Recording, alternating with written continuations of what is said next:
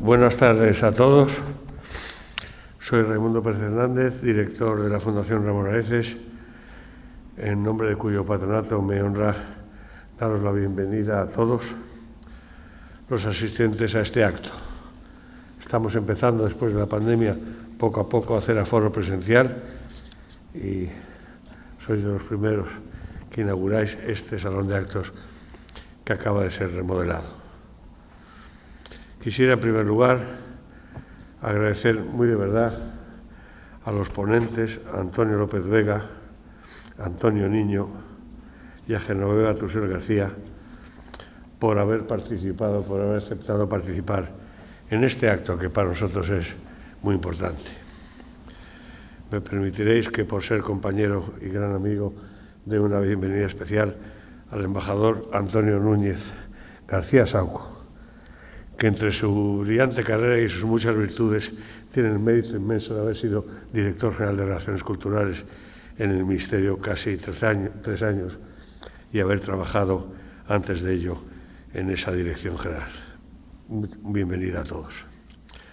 Un agradecimiento especial a Joan Álvarez, de la Cátedra de Diplomacia Cultural del Instituto Europeo de Estudios Internacionales.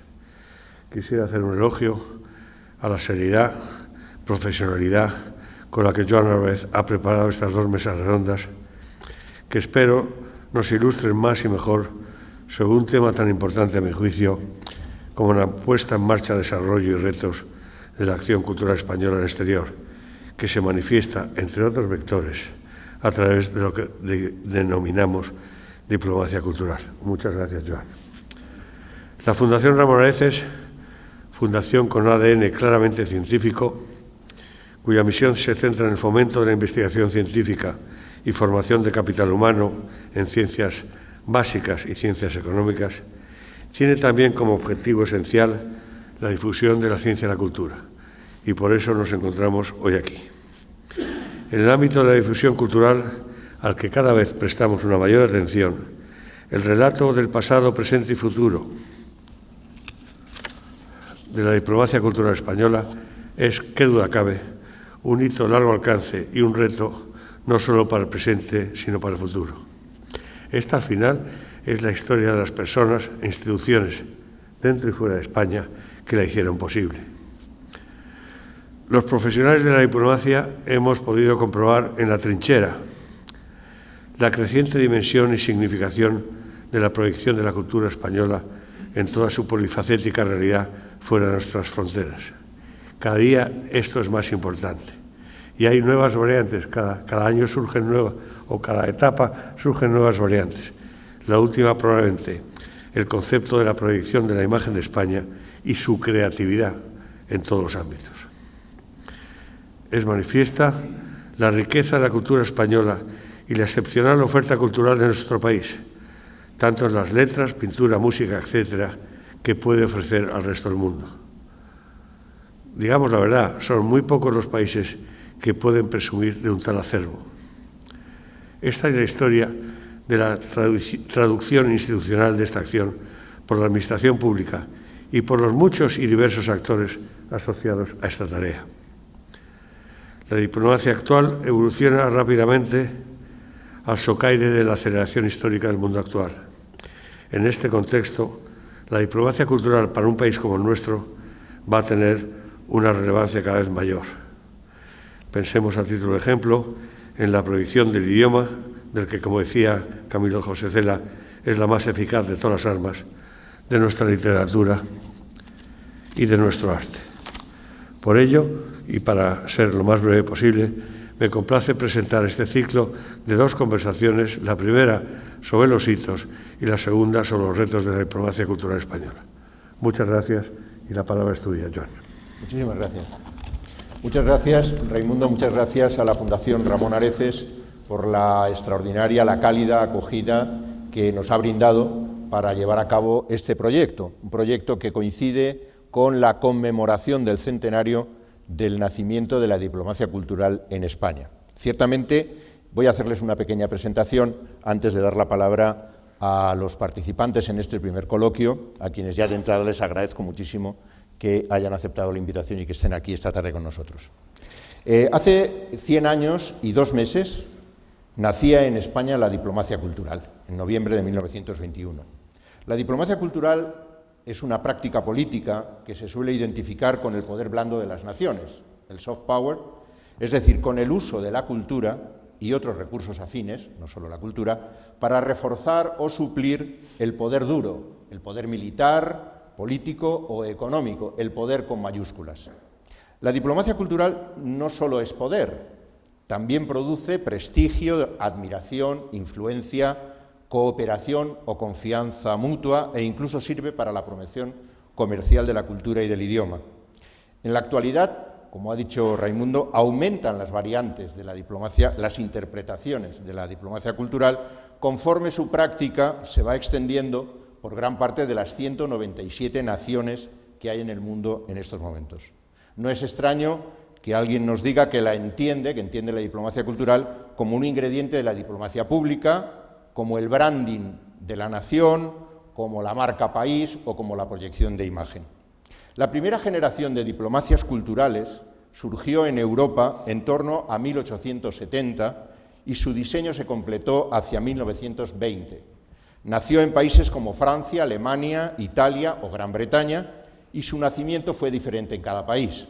Su primer objetivo consistió en que las familias europeas que iban a vivir a una colonia en África, Asia o los países árabes, estamos hablando del momento, digamos, culmen del imperialismo europeo, que esas familias conservaran la educación y el sentimiento patriótico de la metrópolis de la que venían.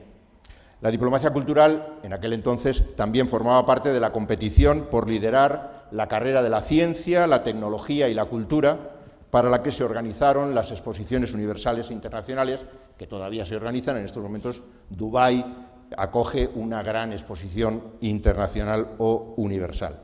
La diplomacia cultural española nace en ese ambiente político e ideológico. Durante la Gran Guerra, de 1914-1918, los estados entraron en el gobierno de la cultura y la diplomacia cultural amplió sus objetivos. Las naciones la usaron para defender la superioridad intelectual y moral de sus causas ante los líderes y las opiniones públicas del extranjero. A la cultura se le sumó la información y la propaganda. La diplomacia cultural española tuvo que lidiar también con esos ingredientes en sus primeros pasos hace ahora un siglo. En 1921, España era una nación con muchas paradojas. Su régimen político era una monarquía parlamentaria en la que 2 grandes partidos se alternaban en el poder, y en aquella coyuntura coincidían el crimen político. En marzo de 1921 el presidente del gobierno, Eduardo Dato, fue asesinado en Madrid por pistoleros anarquistas, una terrible derrota militar, la batalla de Anual en Marruecos en el verano de ese mismo año, y un formidable avance de la alfabetización, la modernización y el cambio económico de una sociedad que se urbanizaba al tiempo que crecía una clase media ávida de novedades.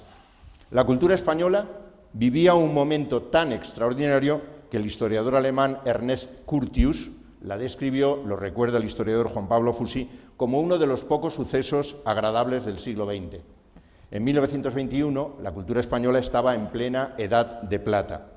En medio de aquella eclosión cultural, un grupo de profesores de inspiración liberal libraron una batalla para enterrar el pesimismo de la generación del 98, cambiar la conciencia histórica de los españoles, intentarlo al menos, y darle un nuevo valor universal al idioma, al español. Américo Castro, Menéndez Pidal, Federico de Onís o José Ortega y Gasset, algunos de los grandes nombres de aquel grupo, creían más en la fuerza de la educación y de la cultura que en la de la política. Antonio está ahora trabajando en esa generación y en la biografía de esa generación.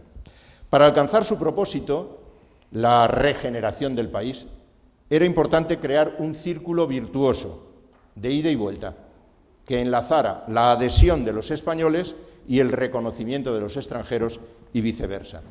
En noviembre de 1921, Américo Castro le propone al ministro de Estado y diplomático liberal Manuel González Ontoria la creación de una oficina de relaciones culturales con el exterior, ORCE, en el seno de la diplomacia y siguiendo el modelo francés. En Francia se acababa hacía poco que se había constituido la primera Dirección General o Oficina de Relaciones Exteriores, como ahora nos recordará el catedrático Antonio Niño. Castro tiene, cuando lo propone, en mente 3 objetivos. Responder al interés que despierta la cultura española y la enseñanza del español, sobre todo en los Estados Unidos. Dejar claro ante el mundo que la cultura española, en contra de la leyenda negra, es una gran corriente de la cultura europea desde el Renacimiento, y reanudar el lazo con las repúblicas americanas. La hispanoamericana es una de las grandes identidades de las razas, se llegaba a decir entonces, del mundo, y unida, piensa Castro y los que piensan como él, podrá hacer frente al peligro de absorción de América Latina por unos todopoderosos Estados Unidos. En mi opinión, en ese puñado de ideas está contenido el ADN de aquella primera diplomacia cultural española. El centenario de la diplomacia cultural está siendo conmemorado por el Ministerio de Asuntos Exteriores, con una extensa publicación de testimonios y una exposición, decía yo aquí, Antonio, que puede visitarse en el Palacio de Santa Cruz. Ahora no está tan claro que se pueda visitar, pero está allí, está en el Palacio de Santa Cruz. No está inaugurada. No está todavía inaugurada, con lo cual tienen que esperar un poco para esto. Y para acabar, un par de apuntes. Como diría Truman Capote, el cumplimiento de un propósito suele llevar dentro su penitencia. Cuando Raimundo dio luz verde al ciclo de 2 coloquios, la verdad es que me quedé bloqueado pensando cómo íbamos a comprimir 100 años de historia en 60 minutos. Empezó a parecerme menos imposible cuando decidimos poner el foco en 5 momentos clave, 5 hitos, que es a lo que nos vamos a referir aquí. Y a todo esto, pues la verdad, se despejaron las dudas cuando supe que podíamos contar, como es el caso, con 3 profesores y un embajador de España de una extraordinaria solvencia intelectual. El catedrático de Historia Contemporánea de la Universidad Complutense, Antonio Niño. Buenas tardes, Antonio. El profesor y director del Instituto Universitario de Investigación Ortega y Gasset, Antonio López Vega. Bienvenido, Antonio. La profesora de Historia del Arte de la Universidad Nacional de Educación a Distancia, Genoveva Tusey. ¿Qué tal, Genoveva? Y el embajador de España y presidente del Instituto Europeo de Estudios Internacionales, Antonio Núñez y García Sauco. Antonio, de la mano de ellos 4, estoy seguro de que todos los que nos están siguiendo, los que estáis aquí y los que nos están siguiendo, tendrán dentro de 60 minutos aproximadamente una clara idea, un claro esquema de lo que ha sido la diplomacia cultural española en su primer siglo. Podrán también responder a la pregunta de cómo ha evolucionado y en qué ha quedado aquel programa inicial que Américo Castro le propuso al gobierno. Y habrán descubierto el ADN de esa diplomacia de la cultura española y del español, cuya historia han protagonizado, como decía Raimundo, con éxito varias generaciones de diplomáticos. La diplomacia cultural que ahora tenemos, la que está en vigor, ostenta un lugar destacado en lo que diríamos el top 10 de las diplomacias culturales del mundo. Y puede ser, pienso yo, considerada como una última metamorfosis de aquel programa de Américo Castro, lo miremos con las gafas del soft power o con las de la diplomacia cultural. A los 4 invitados de esta tarde les expreso mi agradecimiento y les pido que condensen su amplio y acertado conocimiento para que los minutos que tenemos por delante nos lleven en un viaje de ida hasta aquel año 1921 y de vuelta hasta el 2022 de nuestra actualidad. Bueno, dicho esto, Antonio, a ti te toca la difícil tarea de comprimir lo que fue esa diplomacia en su nacimiento, en su origen, y llevarnos hasta lo que fue la Segunda República, donde, en mi opinión, se pudo desarrollar lo que había soñado Américo Castro. Muchas gracias, Joan. Gracias a la Fundación por la invitación y por organizar este acto sobre un tema que me interesa muy especialmente. Y voy a intentar condensar algunas claves del origen, ¿no?, del nacimiento de esta práctica, de esta política pública que llamamos la diplomacia cultural. España puede presumir de que fue uno de los primeros países del mundo en desarrollar unos servicios específicos dedicados a este objetivo. Ya he señalado el famoso informe de Américo Castro que da lugar a la creación de la ORCE en 1921. Antes solamente 2 países tenían organismos específicamente dedicados a esto. Francia, que era el país modélico y pionero, y Alemania, la Alemania de la República de Weimar. Yo creo que conviene poner en contexto, ¿no?, en un contexto histórico, estas creaciones, ¿no? Y por eso yo diría que lo primero que llama la atención es que la diplomacia cultural es un recurso al que acuden las potencias que se sienten en relativo declive. Es decir, que ya no pueden confiar únicamente en los instrumentos del poder duro, los propios de una gran potencia. Por eso es significativo que la diplomacia cultural la inventa Francia, pero la Francia de la Tercera República, conmocionada todavía por la derrota en la guerra franco-prusiana.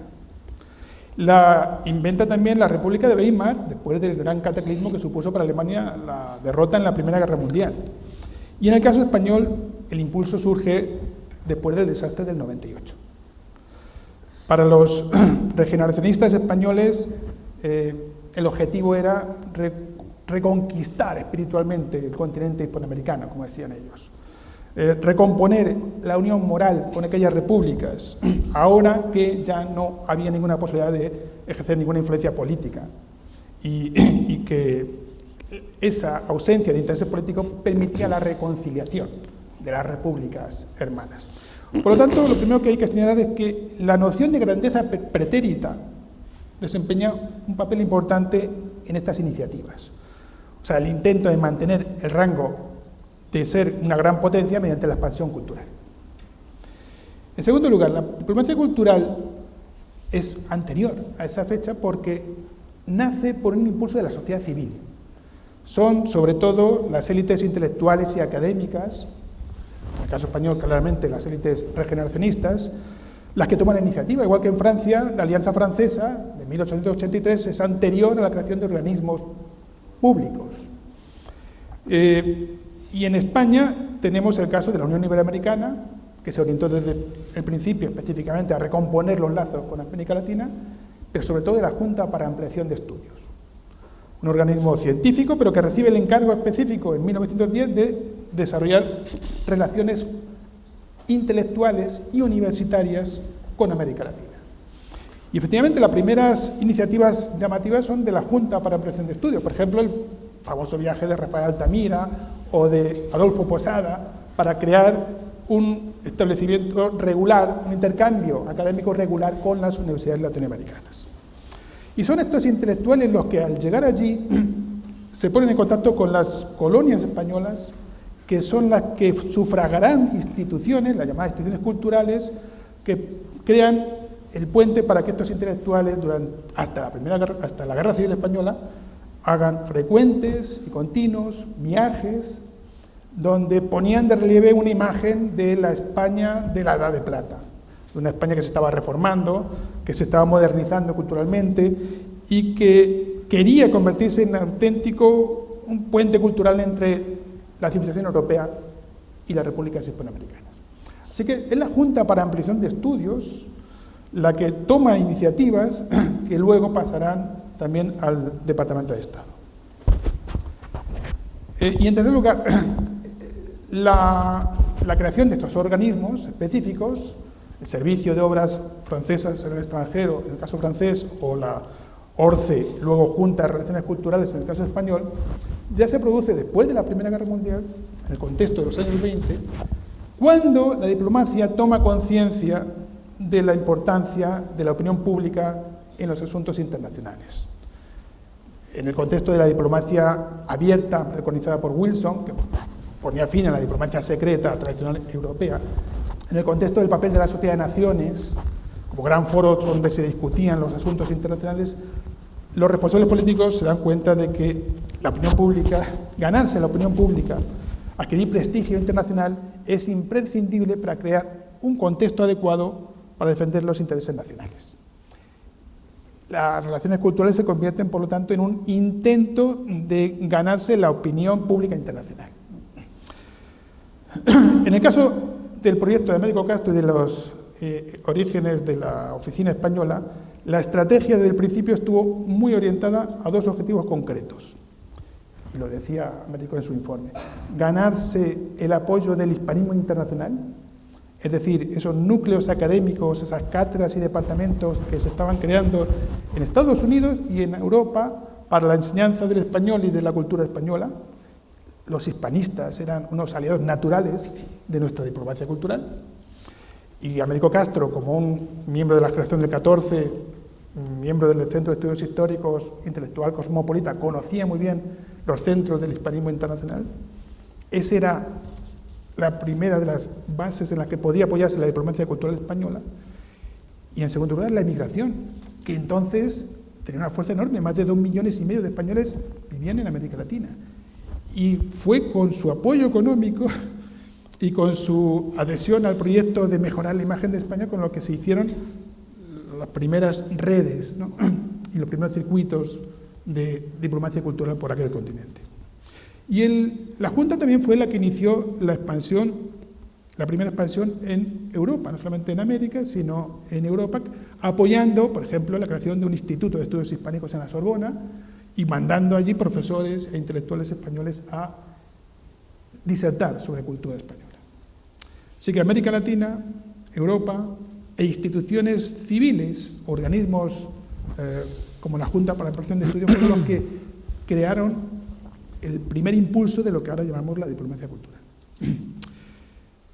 Y me preguntaba también sobre la circunstancia en la que la Segunda República, ¿no?, retoma ese proyecto y le da un impulso extraordinario. Efectivamente, la Segunda República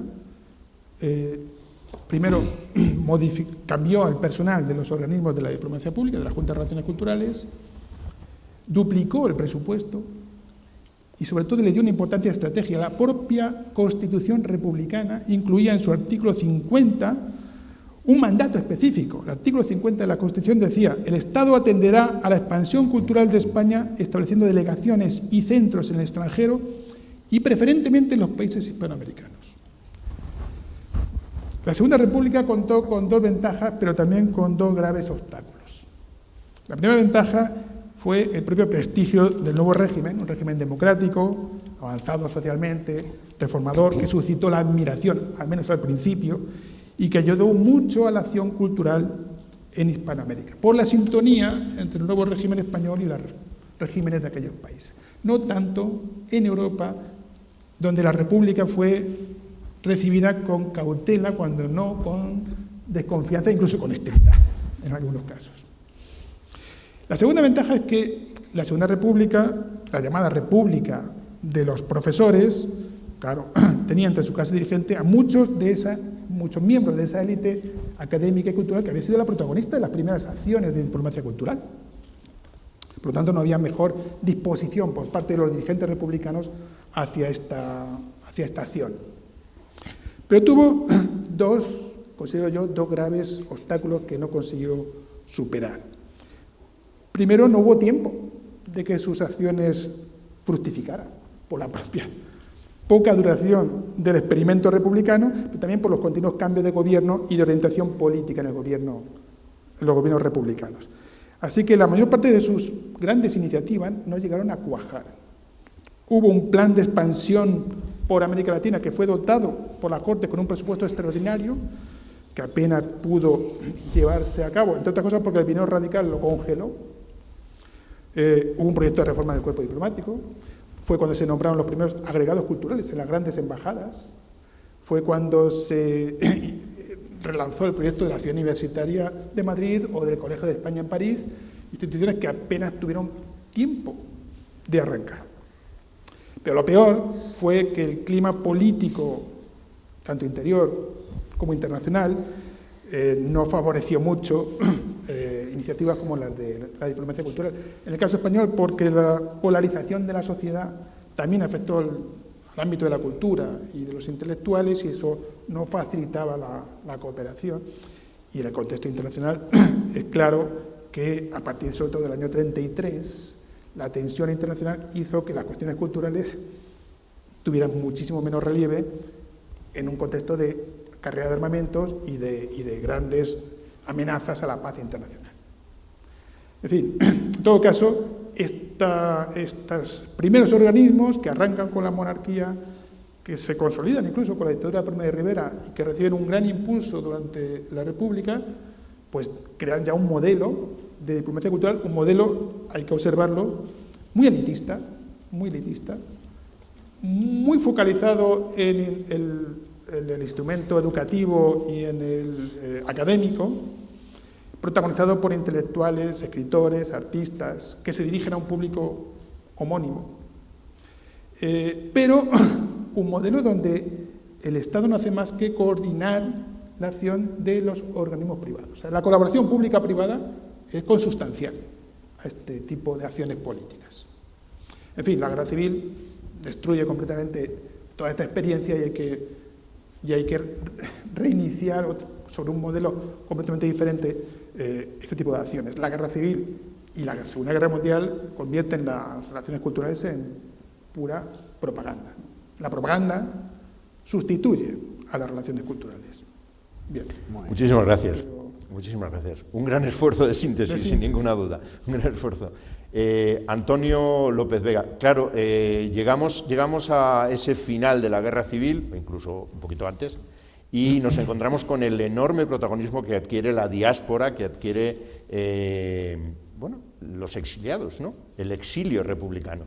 Y nos encontramos en una circunstancia también muy peculiar, y es que hay, por así decirlo, una nación cultural exilada y una nación cultural que se está haciendo aquí. Tú has estudiado a fondo esa dinámica de la diáspora y del exilio. ¿Cómo entendemos, desde el punto de vista de lo que ha sido la historia de la diplomacia cultural, el papel que juega el exilio? Bueno, en primer lugar, muchísimas gracias, Joan, por tu invitación a participar en este coloquio con intervinientes tan distinguidos con los que me acompañan, y voy a tratar de justificar en los próximos minutos vuestra amable invitación, la de la Fundación Ramón Areces, en la que me siento en casa, puesto que yo soy becario de la Fundación Ramón Areces y, por tanto, me siento muy honrado de volver aquí hoy a charlar con estos colegas y amigos en relación a algo tan destacado en la importancia de nuestras naciones como es eso que llamamos diplomacia cultural. Cuando España, efectivamente, en el verano de 1936 se despeña por el precipicio del odio, el rencor y la incomprensión, todo aquel sueño, efectivamente, salta por los aires. Y es bien conocido que, efectivamente, hay grandes núcleos, ¿no?, de exiliados españoles que encuentran acogida en lo que hoy llamamos América Latina, Hispanoamérica entonces, en función de la terminología propia de aquel momento, la América hispánica, diría yo, en términos de lo que quiero focalizar mi intervención esta tarde aquí. El profesor Niño, maestro de todos nosotros, ha hecho una breve síntesis magnífica que a mí me sirve fenomenalmente para poner punto y coma, porque la primera de las cuestiones que yo quiero destacar esta tarde aquí es que, efectivamente, para que ese exilio se produzca, se había sembrado anteriormente la posibilidad de que exista. Es decir, durante el siglo XIX, España y América, la América hispánica, viven de espaldas después de la independencia de las nuevas repúblicas americanas entre 1810 y 1825. Ese diálogo cultural, y digo cultural, que tiene que ver con la diplomacia, y recojo la definición orteguiana de cultura, que es sistema vital de ideas de cada tiempo, se recupera a través de la acción de determinadas personas e instituciones, la que hemos señalado aquí en relación con el Estado español, pero también en América, muy significativamente, de la acción de un exiliado gallego en Argentina, Avelino Gutiérrez, que estudia en la Universidad de Buenos Aires y que en 1912, a imagen y semejanza de la Junta para Ampliación de Estudios que destacaba el profesor Niño, impulsa esa institución que se diseña para llevar a esos profesores a Argentina, que va a ser, como saben ustedes, uno de los grandes núcleos de recepción del exilio español, y por ahí pasarán Ortega en su famosísimo viaje de 1916, pero también Menéndez Pidal, y muchísimos científicos de las ciencias biomédicas, físicas y demás, como Julio Rey Pastor,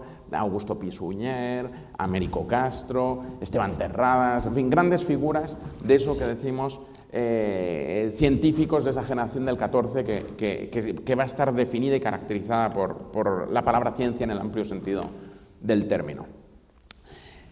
Van a Argentina y de Argentina empiezan a hacer pequeños periplos por buena parte del cono sur primero y luego por el resto de América Latina.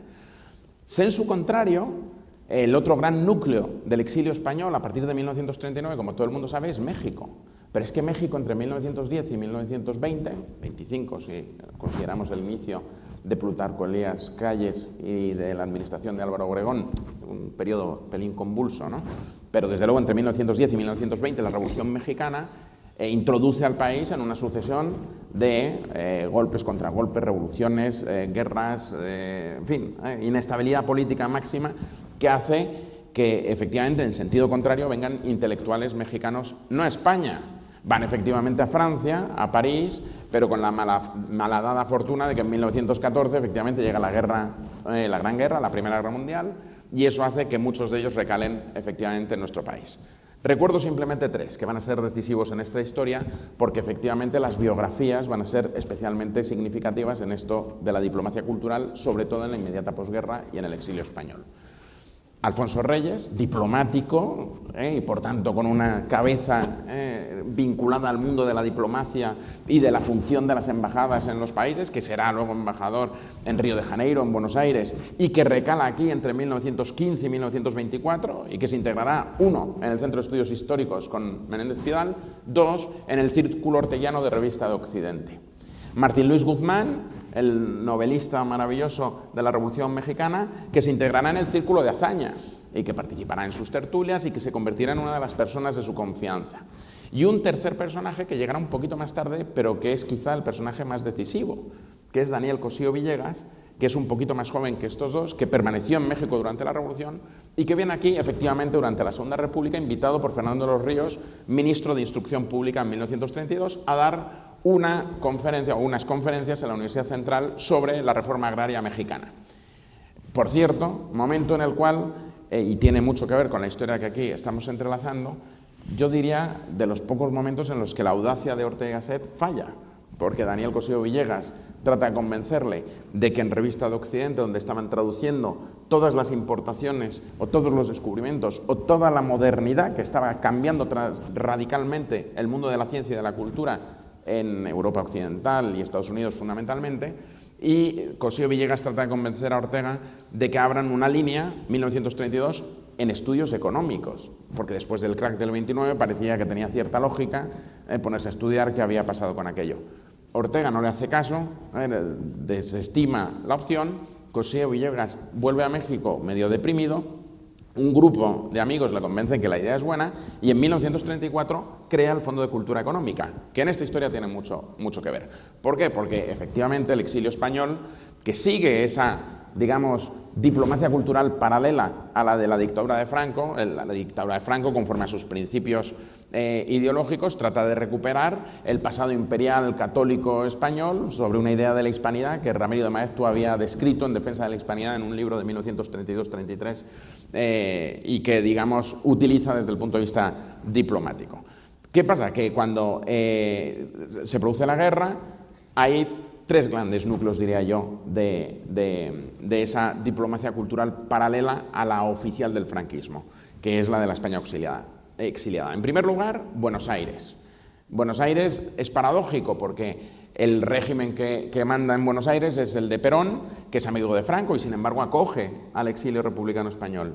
Una de las escuelas medievalistas más importantes del mundo está en la Universidad de Buenos Aires con don Claudio Sánchez Albornoz y toda su escuela. Segundo núcleo, México, efectivamente. Ahí Alfonso Reyes y Cosío Villegas ponen en marcha lo que primero llaman en 1938 la Casa de España y una vez que estalla la Segunda Guerra Mundial transforman en el Colegio de México. Pero es que el Colegio de México y la Casa de España se alojan físicamente en las oficinas del Fondo de Cultura Económica en un primer momento. Por tanto, recogen esa ambición que Ortega había impulsado en la Revista de Occidente de traducir a la lengua española para los universitarios de habla hispana, por eso me refería a la cuestión de la definición de cultura como sistema vital de ideas de nuestro tiempo, en el Fondo de Cultura Económica que se puede ver una transición. Cito simplemente algunos de los títulos que el Fondo traduce en aquel momento. Primero es de colección de economía, pero después tiene 5 colecciones más. Cito, economía, política de derecho, sociología, historia y filosofía. Simplemente cito los autores. En economía no solo traducen, para que podamos leerlos en la lengua de Cervantes o de Octavio Paz, a clásicos como David Ricardo, Adam Smith o Thomas Malthus, sino que además efectivamente traducen a Keynes, que con la Teoría general de la ocupación, el interés y el dinero, posiblemente el estudio económico más importante de todo el siglo XX, se puede leer en nuestra lengua. A John Strachey, digo, especialmente querido por los historiadores, La naturaleza de las crisis. En ciencias políticas, clásicos, por supuesto, como Utopía de Tomás Moro o Leviatán de Hobbes, pero también las nuevas obras que están transformando el mundo de la politología, Edmund Burke, Thomas Paine. Y en historia, clásicos de la historia liberal como Thomas Carlyle, Lord Macaulay, Lord Acton, ya más recientes Mommsen, y en ese momento Benedetto Croce, Henri Pirenne, que está transformando el conocimiento de las relaciones internacionales que citábamos. Sociología, por supuesto, habían traducido a Auguste Comte o a Émile Durkheim, y Wilfredo Pareto del momento de Entre Siglos, pero en ese momento ya se ponen a traducir a Mannheim o a Tonis.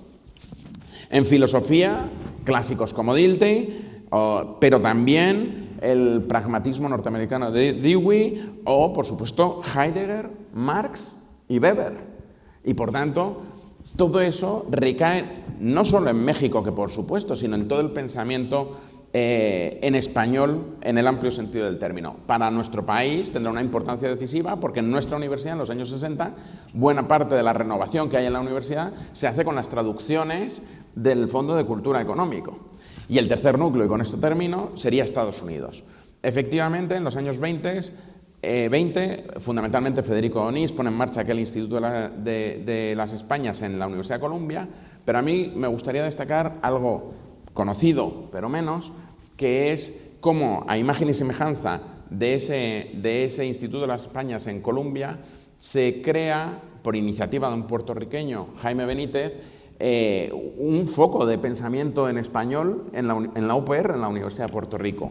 Por ahí pasará buena parte del exilio español en el Caribe, también en República Dominicana, que es algo poco estudiado. Ojo, República Dominicana con el régimen de Trujillo, también amigo de Franco, que recoge, entre otros, a María Zambrano o a Granel, mucha gente de la que va a pasar por también México u otros países. Vicente Llorens, Tierno Galván, de los que vienen después, Juan Ramón Jiménez recibe ahí el premio Nobel, Marichal, que para la historia tiene una importancia decisiva. Es más, hasta el campus está hecho a imagen y semejanza del de la Complutense, con esculturas de Pablo Serrano. Tú entras por allí y te encuentras que está aquello con esculturas parecidas a las que nos encontramos en la Facultad de Medicina y que tiene tanto que ver, digamos, con nuestro imaginario colectivo, ¿no? Y la Torre del Reloj la bautiza como la Giraldilla.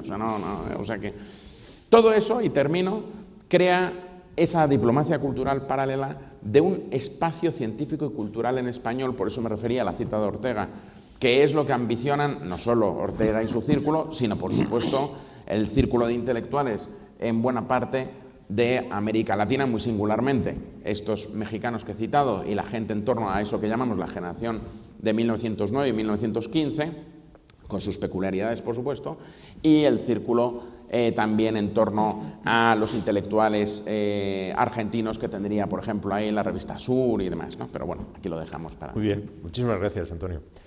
Vamos con el tercer Antonio de la tarde. Antonio... Bueno, Antonio tiene la experiencia, estamos entre historiadores, y Antonio, sin ninguna duda, puede ser un muy buen apoyo para la historia y también historiador, una persona muy reflexiva, con ideas, además, originales con respecto a la diplomacia cultural. Yo lo que te pido, Antonio, es que nos des esa reflexión sobre lo que fue tu experiencia, o sea, como diplomático metido en los fogones de lo que fue la diplomacia cultural en un momento muy concreto, y sencillamente pues que nos des también tu opinión sobre cómo fue esa época de finales del franquismo y transición que desde mi punto de vista pues aportó también muchas novedades a lo que después ha sido el modelo de diplomacia cultural con el que estamos ahora trabajando y que veremos al final de este coloquio de una manera un poquito más detallada. Antonio, muchas gracias, tienes la palabra. Nada, muchas gracias. ¿Se oye bien o que no? Perfectamente. Bueno, ok. Bueno, muchas gracias por la invitación, muchas gracias al director de la Fundación, muchas gracias, Joan, por la presentación y por la invitación. Gracias a los profesores Niño y López Vega que me han precedido por sus magníficas intervenciones. Me hace, Joan, una pregunta muy difícil, ¿no? Que es que yo, con mi experiencia personal, proponga esto. Claro, cuando uno ha estado en 5 o 6 embajadas cuesta mucho hacer una síntesis, pero sí que les voy a hacer a ustedes una reflexión a posteriori de la importancia que ha tenido el elemento cultural en la diplomacia política española. Para esto voy a hacer una breve reflexión, quiero ser corto, en 5 puntos. Primero voy a decir qué es, brevemente antes de empezar, cómo entiendo y qué es la diplomacia cultural. La segunda la responderé la segunda, bueno, antes de responderle a Joan, es qué características tiene la cultura en España, que no tenga en otros sitios. Luego la tercera y la cuarta punto son responder a las preguntas que me ha hecho Joan, que en el antiguo régimen y en este régimen actual que tenemos, y al final una pequeña reflexión sobre por qué me ha llevado a mí a esta reflexión. Sobre el primer punto. Claro, si definimos qué es una política cultural, tenemos que definir primero qué es la cultura.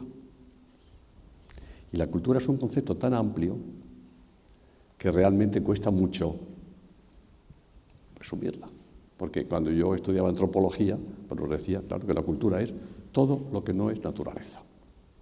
Todo lo que no viene forzado por las leyes de la naturaleza es cultura.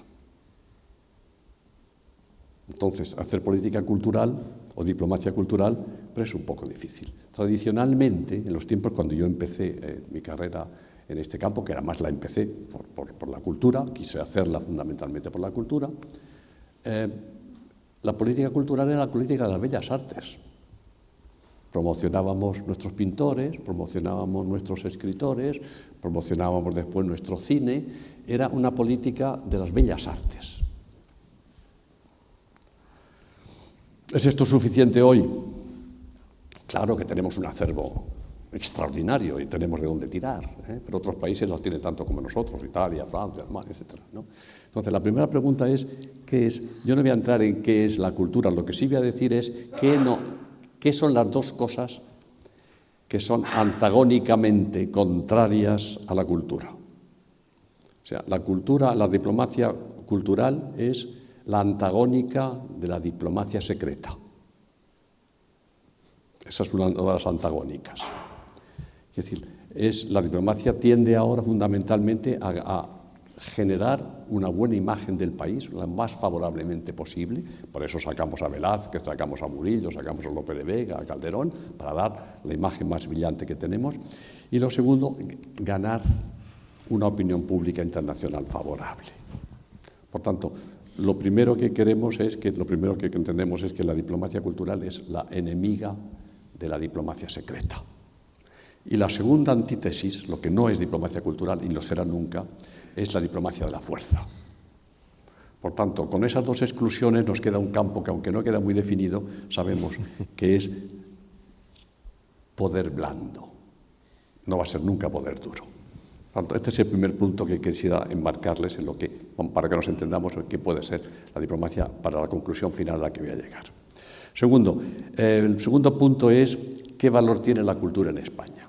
Yo no quisiera ser esencialista, pero si fijándonos en la reflexión de varios de nuestros pensadores, la esencia de España es fundamentalmente cultural. No nos tenemos que sorprender si leemos a Julián Marías cuando dice que, por ejemplo, que España es inconcebible sin América Latina, sin Iberoamérica. Iberoamérica es esencia de España. Pero luego leemos a Ortega, su maestro, dice que España es Europa, y sin Europa España no sería, España no es sino Europa, y por tanto tenemos Europa. Pero también podemos decir que España es tan árabe y tan judía como europea y como iberoamericana, y no vamos a entrar en la polémica de Sánchez Albornoz o de Américo Castro. Quiere decir, el siglo de oro de la cultura judaica y el siglo de oro de la cultura arábica, para nuestra fortuna, se produce en territorio español. Entonces nos da un privilegio extraordinario. De hecho, tenemos una de las culturas más potentes que hay en el mundo.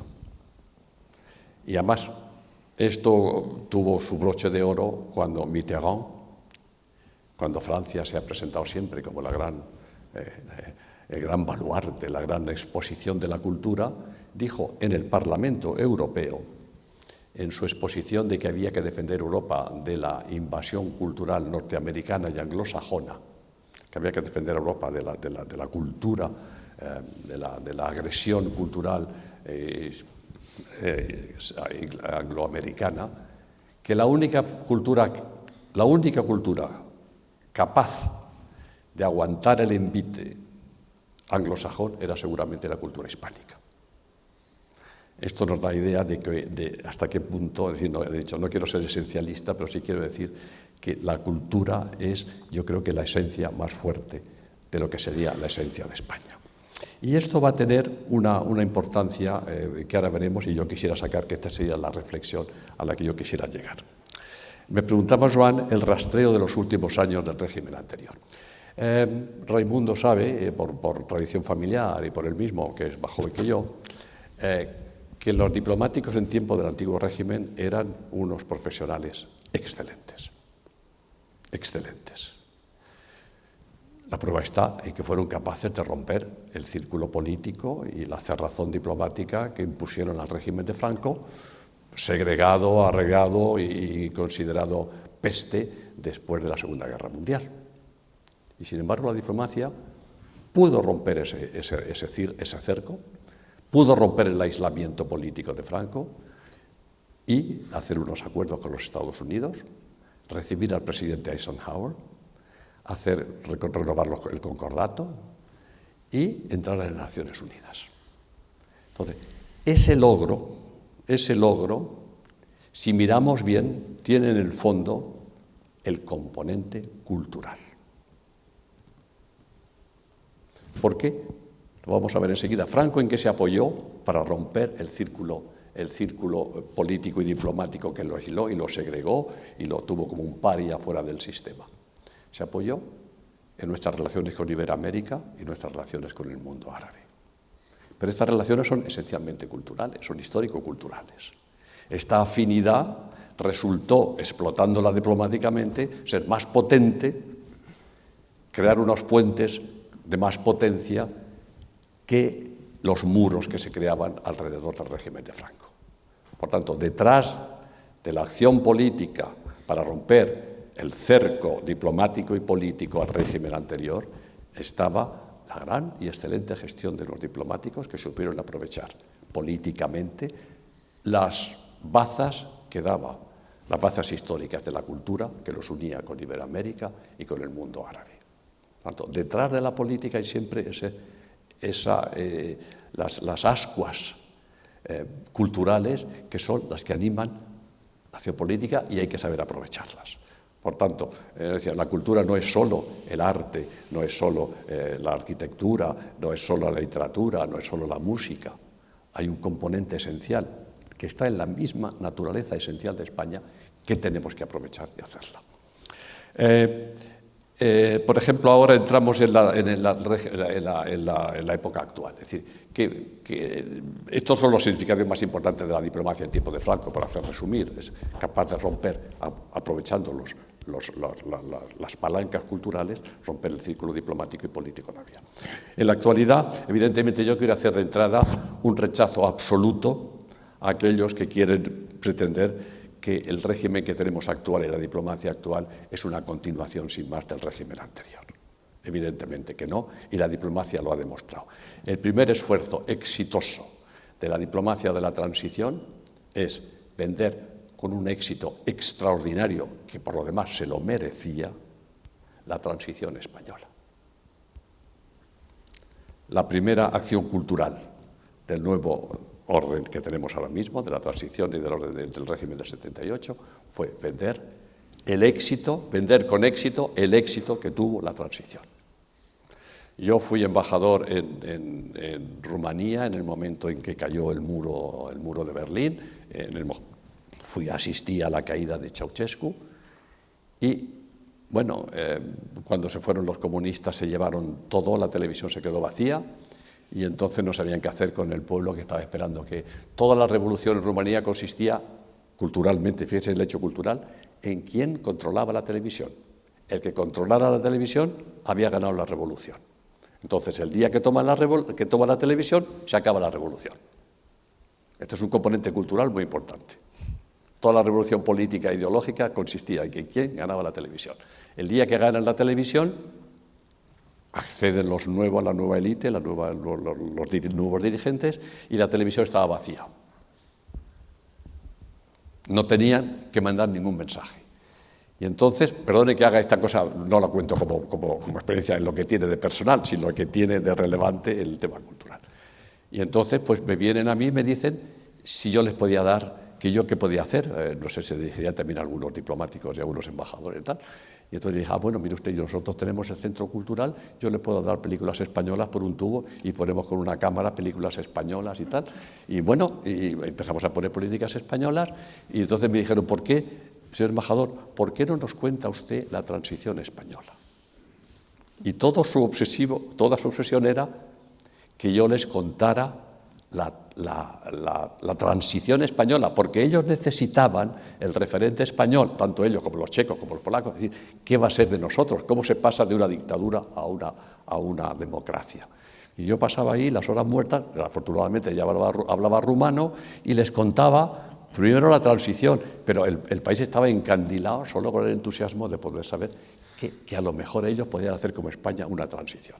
Por tanto, el gran éxito de la diplomacia actual, de la diplomacia, ha sido el poder vender. Este éxito luego se ratificó cuando llegó el PSOE, con Felipe González, con el gran triple escaparate de los Juegos Olímpicos, de la exposición de Sevilla y la ciudad, Madrid Ciudad Real. Es decir, que España, Madrid Ciudad Cultural. Bueno, el que un país nuevo, democrático, pudiera ofrecerse al mundo con este impacto tremendo que tuvo, simplemente, claro, pero si ustedes miran en el fondo, ¿qué es lo que había? Mucha cultura, mucha cultura. Es aprovechar diplomáticamente las ascuas y los poderes y las palancas que da la cultura para hacer una gran política. Y esto es lo que yo entiendo que es lo esencial que hemos hecho nosotros en este. Y la entrada de la Unión Europea o la entrada en la OTAN es la continuación de una política que se seguía antes en el régimen anterior, de cómo entramos en la Unión Europea, de cómo entramos, en el convenio con los Estados Unidos, cómo hicimos el concordato y cómo entramos en la ONU. Por tanto, hay una línea de continuidad, que esta línea de continuidad no debe de verse como una continuidad del régimen, sino como una continuidad de una diplomacia española, de una diplomacia de España como Estado y como nación, que utiliza el residuo y las palancas culturales para lograr fines globales. Y yo creo que esto es lo que nos une con el régimen y con el antiguo régimen. Y ya no quiero hacerle más vuelta. La conclusión que yo saco, y este sería mi quinto punto y aquí termino, es que España, sin saberlo o sin conscientemente de ello, ha utilizado los elementos culturales, la base última, el fundamento último de la esencia de España, que es la cultura, para conseguir grandes objetivos políticos, globales. Por eso yo ahora estamos trabajando, y con Joan estamos discutiendo en el instituto que presido, la idea de que tenemos que ir a una diplomacia global. Y dentro de esa diplomacia global, es decir, la diplomacia global, el núcleo duro es siempre cultural en lo que a España se refiere. Es decir, ya los diplomáticos no somos los únicos agentes de la diplomacia, ni los estados. Hoy los agentes de toda diplomacia son todos. Son los individuos, son los grupos, son las colectividades, son las fundaciones, son las universidades, son los intelectuales. Hoy la diplomacia es global.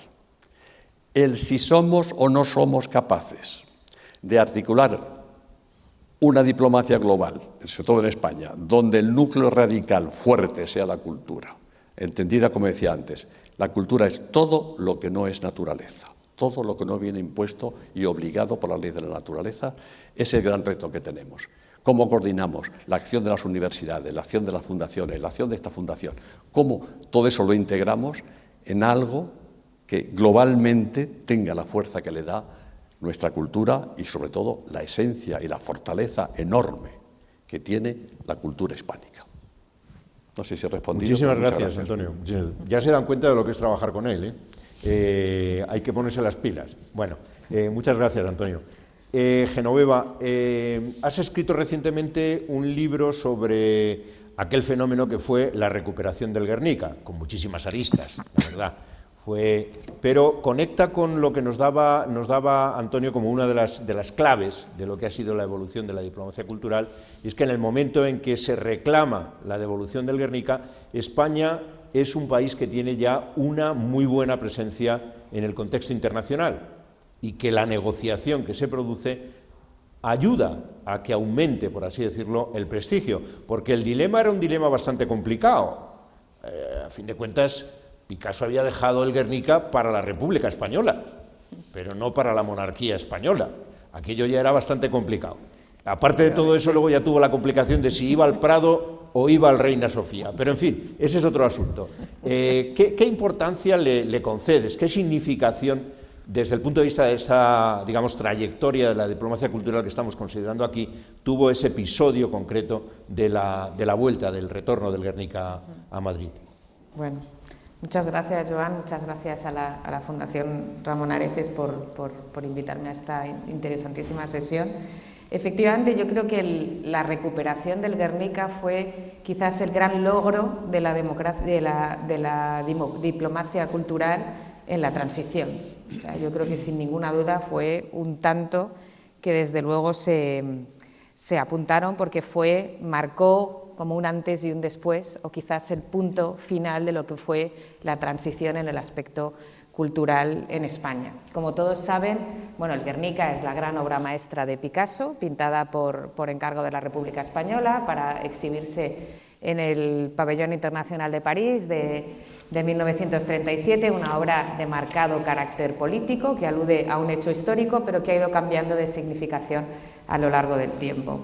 El Guernica había permanecido depositado en Nueva York, en el Museo de Arte Moderno, desde 1939. Había viajado hasta allí para estar en una exposición, en un monográfico de Picasso, y en ese momento, pues con los sucesos, con el advenimiento de la Segunda Guerra Mundial, el pintor decide dejarla ahí depositada.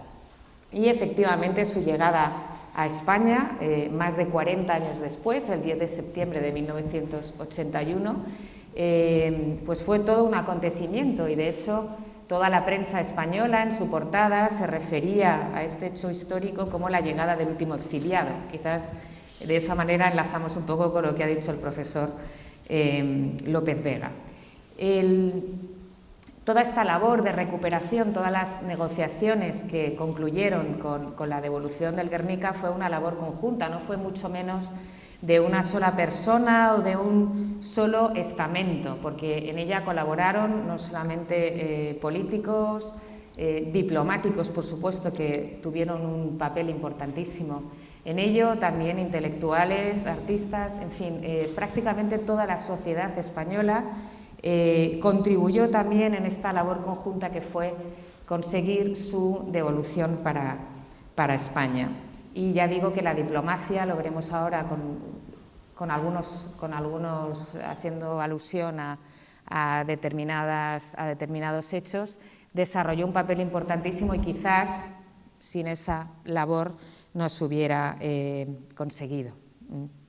Lo curioso es que no mucha gente sabe que la primera reclamación de la obra fue en 1968, todavía bajo la dictadura franquista. Claro, parece como un sinsentido, teniendo en cuenta el carácter político tan marcado de la obra, el hecho de que Picasso, declarado comunista, era un enemigo de la España franquista, pero el caso es que Franco da su visto bueno y encarga a Carrero Blanco que inicie las negociaciones en 1968 para tratar de recuperarlo, para tratar de informarse. Ahí, pues se acude también primero a la diplomacia, por ejemplo, a Pedro Cortina, embajador en París, pues se acude a él y, pues para que mire a ver, pues se sabe que hay un encargo por parte de la República y que se pagó a Picasso, pero no se tiene documentación, entonces se le encarga, pues eso, que estudie a ver si puede encontrar documentación que acredite la propiedad la propiedad de la obra, y por otro lado se acude también, por ejemplo, Antonio Serrano de Haro, el consejero cultural en la Embajada de España en Nueva York, que pues acude al MoMA a enterarse cuáles son las condiciones de ese depósito. Lógicamente Picasso, en cuanto se entera de este propósito de Franco de recuperarlo, que además tiene que ver con el hecho de que se estaba construyendo el Museo Español de Arte Contemporáneo, el que actualmente está en la Ciudad Universitaria, es actualmente el Museo del Traje, pues se ve la ocasión de que la gran estrella de ese nuevo museo sea el Guernica. Lógicamente Picasso se entera de este intento por parte de Franco de recuperar la obra y lo que hace es firmar un documento estableciendo las condiciones de préstamo de la obra. Y es ahí donde efectivamente, como dice Joan, pues se hace una primera declaración. En primer lugar, Picasso dice que la obra no volverá a España, no será devuelta hasta que en España no se reinstaure la República. Quizás más adelante, por consejo también de su abogado, de Roland Dumas, se cambia esa primera redacción del documento por una frase que dice hasta que no se restablezcan las libertades públicas, porque quizás se ve ahí que a lo mejor no vuelva a la República, sino que haya otro tipo de régimen, pero que garantice la democracia. De esa manera, bueno, ahí se aborta primero ese intento de Franco, se aborta de una manera radical y no será hasta la muerte de Franco cuando otra vez se retome un poquito la idea. Pero fundamentalmente fue a partir del año 78, fue un poco a la par con el crecimiento, con la consecución del régimen democrático en España. Se constituyó, por supuesto, una comisión interministerial en la que estaba representado el Ministerio de Asuntos Exteriores, como no podía ser de otra manera, el Ministerio de Cultura, pues distintas personas, distintos encargados, encabezados por Javier Tussell, el director general de Bellas Artes, y fue entonces cuando realmente, a partir de 1979, cuando realmente las negociaciones para recuperar el Guernica pues se retomaron ya de una manera decidida. Fueron las negociaciones que se desarrollaron en diferentes aspectos. En primer lugar, lo que importaba era demostrar que efectivamente se cumplía con la condición impuesta por Picasso, que era que en España hubiera un régimen democrático, una democracia en condiciones. Pues qué mejor manera de demostrarlo, pues la aprobación de la Constitución, la celebración de las primeras elecciones democráticas, y en ese aspecto, por ejemplo, sí que hubo una gran labor diplomática desde la Embajada en Washington con el Congreso de los Estados Unidos, con el Senado de los Estados Unidos, hasta que se consiguió una declaración por parte del Congreso y del Senado. Estaba por ahí McGovern, estaba también, que me parece muy curioso, Joe Biden, también ahí, y entonces el Senado y el Congreso de los Estados Unidos firmaron una declaración estableciendo que efectivamente en España había un régimen democrático y que pues existían las condiciones para que fuera devuelta la obra.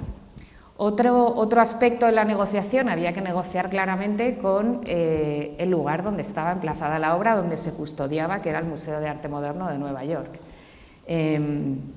Pues ahí se hicieron negociaciones, por ejemplo, con los conservadores de los museos, pero, por ejemplo, también en el aspecto diplomático, José Lladó, embajador entonces en Washington, también hizo una importante labor, por ejemplo, negociando con William Paley. William Paley era entonces el fundador de la cadena de televisión CBS, que además era el patrono del Museo de Arte Moderno de Nueva York. Sabemos que el museo, el MoMA, es una institución privada, está muy implicada la familia Rockefeller, y ahí el embajador Lladó desarrolló una importante labor, pues un poco a través del presidente del patronato, también para intentar acercar posturas.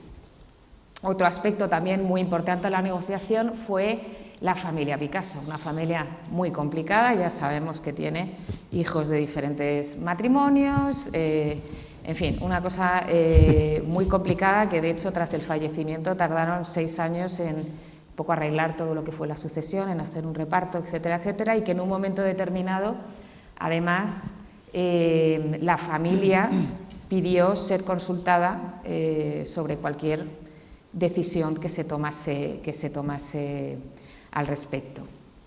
Y muy en relación con esta negociación con la familia está también el hecho de que era necesario demostrar que efectivamente España era la legítima propietaria de la obra. Se sabía que el Gobierno de la República había pagado a Picasso, pero no se tenía un recibo, no se tenía una prueba documental de todo esto.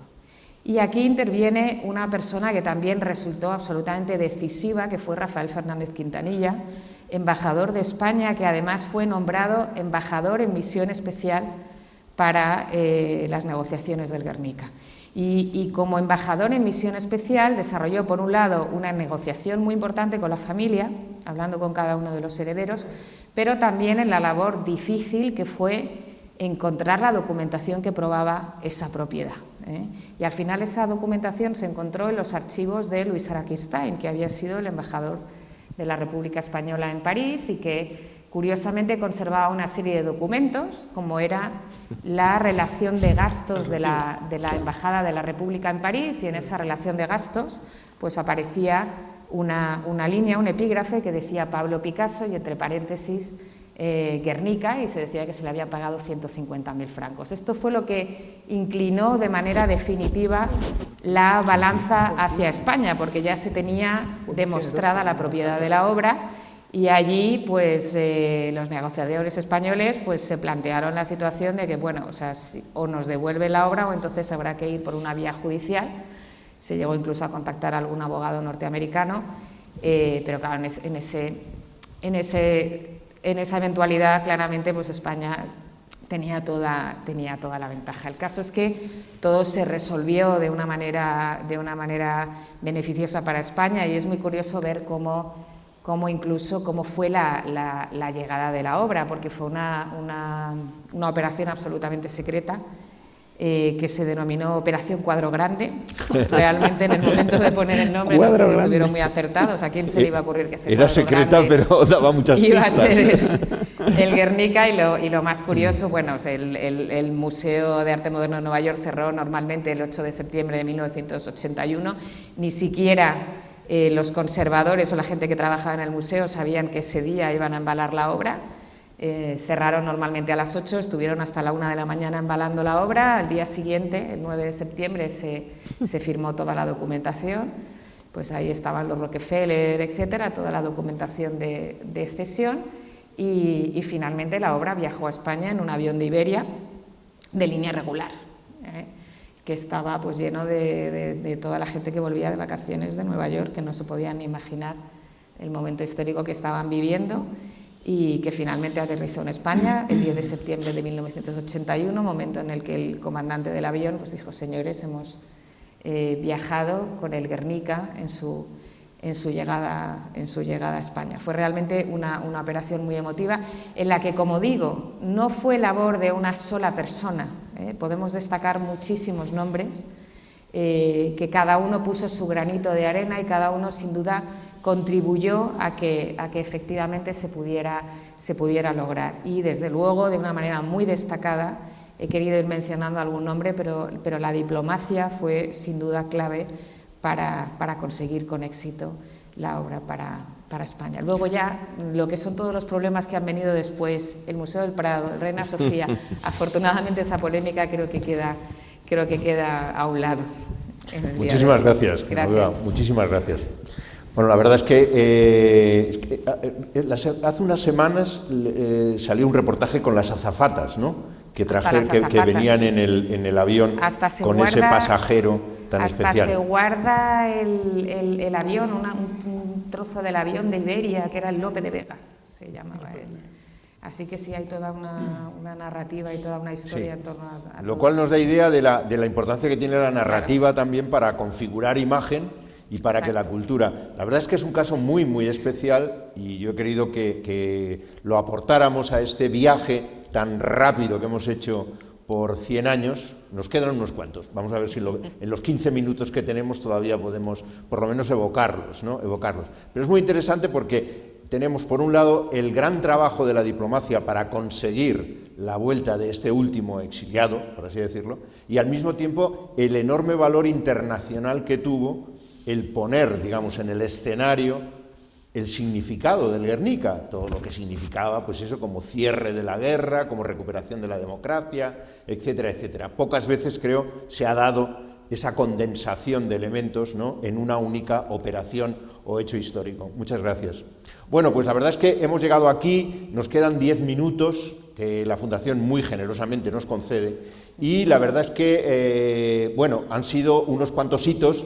Esta manera de viajar por la historia creo que no es muy propia de historiadores, aunque cada vez más encuentro que las historias se fragmentan también, y ya no es la historia lineal, sino, bueno, vamos a ver qué pasó este momento, vamos a ver qué pasó con esta biografía, con esta otra. La historia está como un poco revuelta, si me permitís, el relato histórico está bastante revuelto. Hemos querido hacer este relato histórico y la verdad es que nos hemos quedado en lo que el embajador citaba, que es ese año especial en el que confluyen aquí tres grandes acontecimientos que ponen la atención de la opinión pública mundial en España: el año de las Olimpiadas, de la Exposición Universal en Sevilla y de la Capitalidad Cultural de Madrid.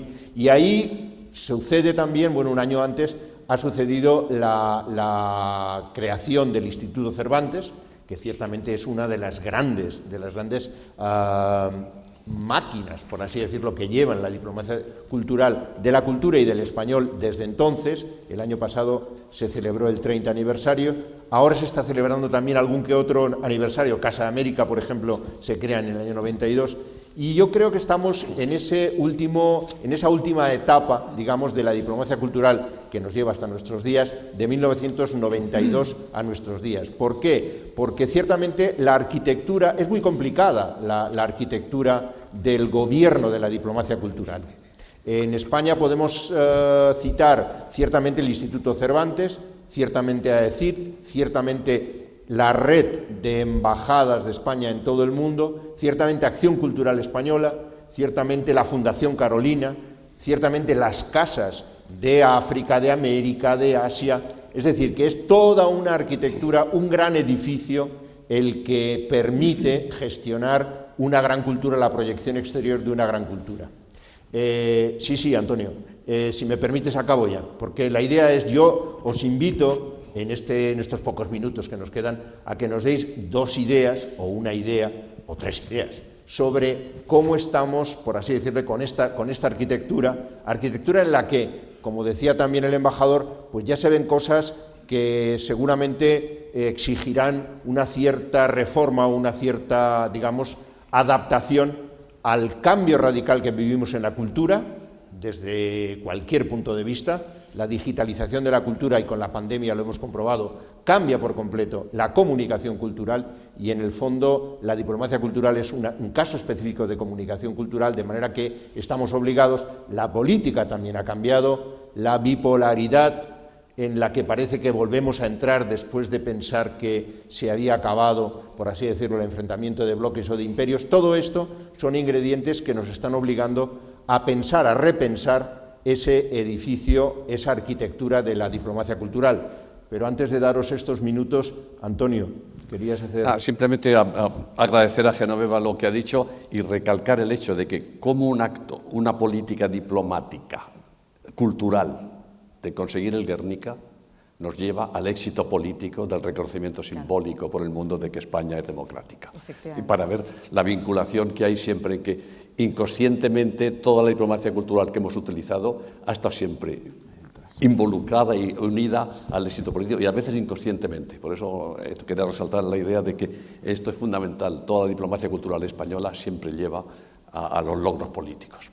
Pues os doy un minuto de oro, porque nos quedan 5. O sea que, Antonio...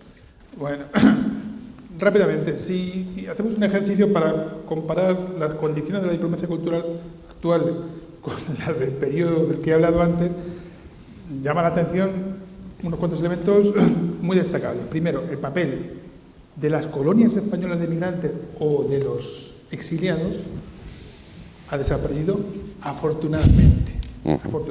Pero no contamos con este soporte en el que se apoyó en el origen la diplomacia cultural. En segundo lugar, el gran patrimonio cultural del país, que es su lengua, la extensión del castellano, ha sido revalorizado y va increciendo continuamente. Y el papel del Instituto Cervantes me parece esencial.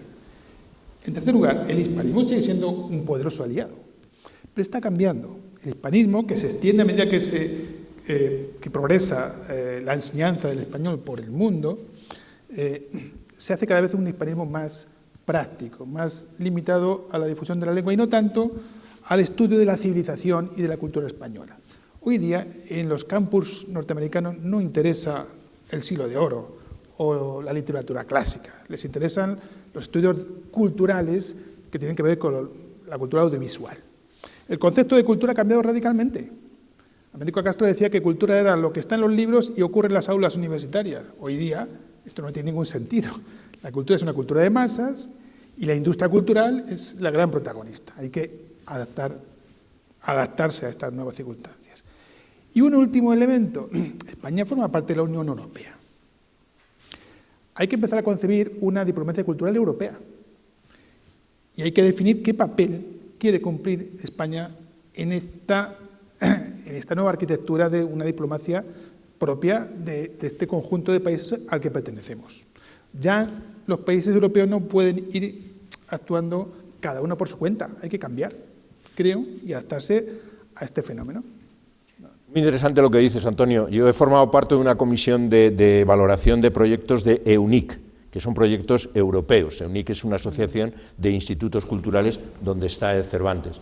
Y lo que he observado es que este año, en la convocatoria de Spaces of Culture, que es una convocatoria para proyectos en todo el mundo, AECIT ha jugado un papel extraordinariamente importante. Ha cambiado, es decir, ha entrado, el gobierno español realmente ha entrado y yo creo que estaba a la altura del Goethe Institut, que es el que tenía ciertamente mayor número de proyectos presentados. Es un momento también muy interesante porque la salida de Gran Bretaña de la Unión Europea deja ahí un hueco interesantísimo. No sé si conseguiremos que el español acabe siendo idioma oficial en determinados círculos. El inglés ahí creo que se ha quedado. Antonio, por favor. Bueno, muy brevemente y punto y coma, después de lo que ha señalado Antonio Niño siempre con tanta agudeza, ¿no? Yo ahí creo que, claro, España tiene una enorme fortuna por su dimensión política, por su peso demográfico y por su que es mediano en el contexto europeo, ¿no? En relación con Francia o Alemania e incluso Italia, ¿no? Que tiene también su propio peso específico en el G7 y demás. Nosotros tenemos ese papel cultural de eje, de bisagra, entre el mundo, no solo efectivamente con la América de habla hispana, sino también con el norte de África y todo lo que eso supone y va a suponer, porque ese es un escenario realmente decisivo. En ese sentido creo que somos un país muy afortunado porque con un peso y una dimensión medianita estamos en un sitio estupendo, ¿no? En ese sentido yo quizá pondría el acento en la cuestión de que en un mundo globalizado como en el que estamos y precisamente por nuestra dimensión, el papel que podamos jugar de eje entre Europa y la América de habla hispana tiene que estar vinculado a las grandes naciones de habla hispana. Muy singularmente creo que ahí el papel esencial es el de México, porque México también tiene una posición geoestratégica muy definida, a caballo entre el mundo Atlántico y el mundo Pacífico, y por tanto hoy que las relaciones internacionales se están desplazando hacia el Pacífico, México tiene un papel esencial. Tiene un papel esencial en el ámbito de los Estados Unidos de América, hoy tiene un peso decisivo demográfico y económico, y en las elecciones norteamericanas, con todo lo que eso supone, la minoría latina y muy singularmente la mexicana, tiene un peso, yo diría, me atrevería a decir, decisivo, y también digo y añado, es posiblemente la capital cultural del mundo en español. Por iniciativas como la Feria Internacional del Libro, o sea, aquí celebramos, y está muy bien, ¿no?, las nominaciones de nuestros cineastas. En relación con esto, yo me acuerdo de hace un par de años cuando México y su industria cinematográfica ganó 5 Oscar inmediatamente en la ceremonia de hace 2 años, ¿no? Claro, son 120 millones de personas con un peso y un músculo cultural que ya se vio y ya lo vio, y me parece que eras tú quien lo señalaba, en el gobierno de Felipe González. La primera cumbre iberoamericana es Guadalajara, México, 1991, Instituto Cervantes.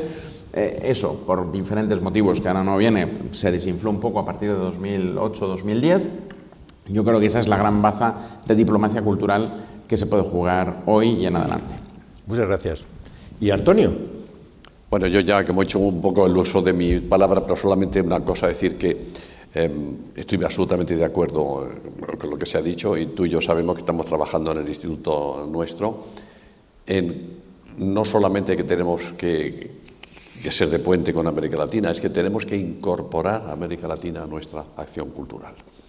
Nosotros hemos diseñado, tenemos ahí un diseño de coger a los 4 países de Iberoamérica que son los de la Alianza del Pacífico, que son los que tienen la vertiente, y que esos 4 países además son los únicos que tienen una cultura, una diplomacia cultural diseñada, que son México, Perú, Colombia y Chile, que es el Pacífico. Si no incorporamos a Iberoamérica a la lucha global cultural que tenemos, y ahora los tenemos un poco políticamente enfrente.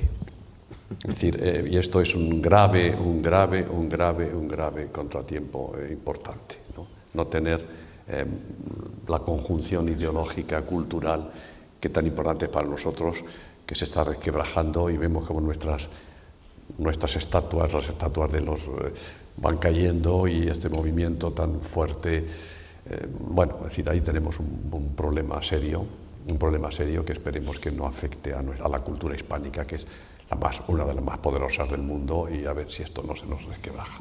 Muchas gracias. Genoveva, cierras tú. Pues en el terreno artístico, yo creo, por diferenciarme un poco de algunas cosas que estáis diciendo vosotros, no debemos olvidar, por ejemplo, que Exteriores todavía se encarga de organizar la representación española pues, en los grandes certámenes internacionales. Estoy pensando en la Bienal de Venecia, estoy pensando en la Bienal de Sao Paulo. Entonces, todavía son los encargados de vender lo que se está haciendo artísticamente en España, y afortunadamente ya lo que es el arte en España no tiene ya tanto que ver con Goya, con los grandes clásicos, con Velázquez, sino es poner en órbita también a otras cosas que se están haciendo y hemos dejado atrás, como los grandes maestros. Que creo que además también se está volviendo un poco sobre la historia. O sea, por ejemplo, Acción Cultural Española ha desarrollado todo un programa de exposiciones en el exterior, pues recuperando a muchos artistas que estuvieron en el exilio, por ejemplo. Entonces es otra vez revisitar la propia historia, o incluso se ha vuelto, ha habido representaciones españolas fuera o exposiciones que se han hecho fuera que han mirado sobre nuestra propia historia, sobre todo el momento de la dictadura, etcétera, y ver cómo se ha hecho un progreso de tal manera que ahora podemos mirar hacia atrás y mirar de otra manera lo que ha sido nuestra historia también en el terreno artístico. Entonces creo que la labor que se está haciendo realmente es muy importante. Muchísimas gracias. Bueno, pues aquí ha acabado este viaje. Hemos empezado en 1921 hemos empezado en el 21 y hemos acabado prácticamente no en el 22, sino más allá, ¿no? Pero para todo esto ya casi podemos decir que el día 22 de marzo es así.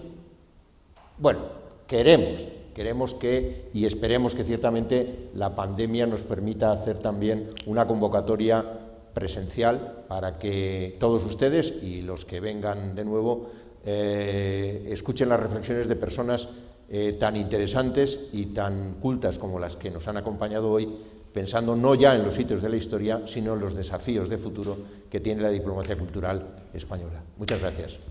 Muy bien. Muchas gracias. Gracias.